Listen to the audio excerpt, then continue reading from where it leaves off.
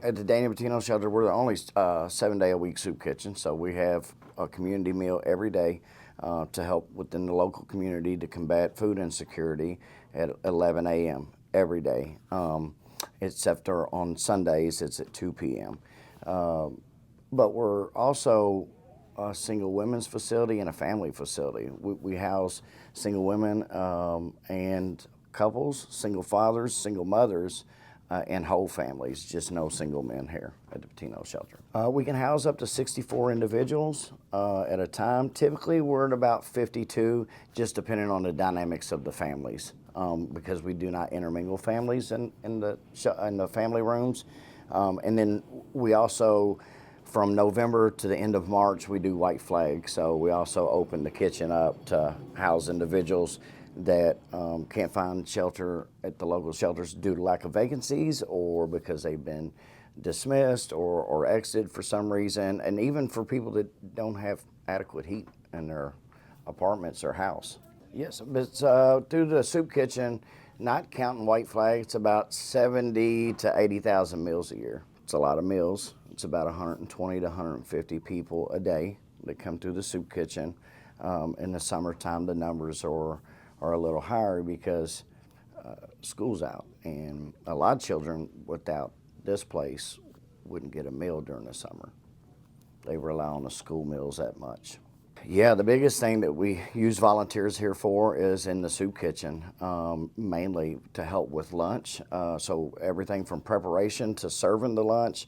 We also use volunteers in the evenings for dinner. The clients will cook dinner, but a lot of times we'll have volunteers that will come in that either want to do their own meal or they want to help and assist and serve.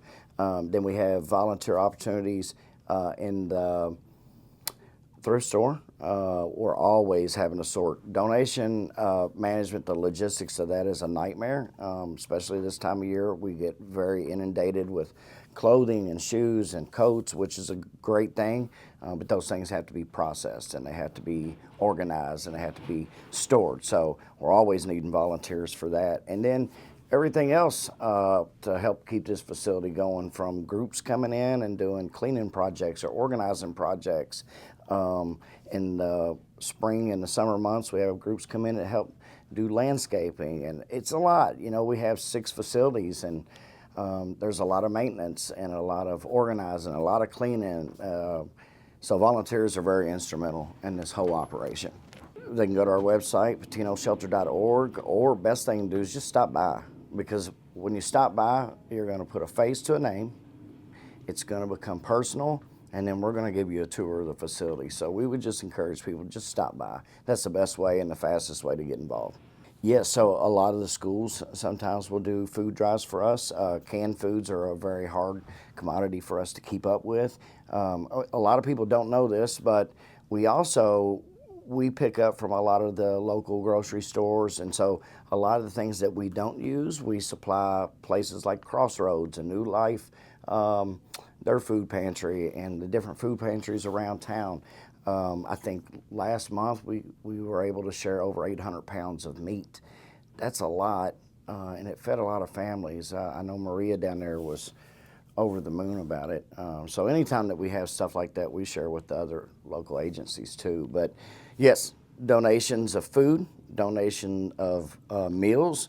We have a lot of places. Right now it's holiday season.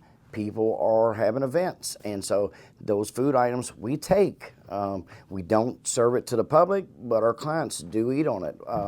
12 hours a day, there's food down there on that serving line for the kids that are getting off the bus or getting on the bus. So any kind of food like that's always needed. Non-perishables. Money's also a big one. We need about $15,000 a week coming in this facility to keep the doors open. People think that we're government funded. We have programs that are government funded, but only 4% of those are used to operate the facility. So that means we have to raise $15,000 a week to keep the doors open and to operate those programs. Yeah, so a lot of times we have families that stop in here, and we're seeing more and more, with the government shutdown, it really changed things. That was a good time for us to really look at what we were doing. And people we thought maybe were coming in to volunteer were actually coming in and needing food. It really touched a whole different class of people that are experiencing food insecurity right now.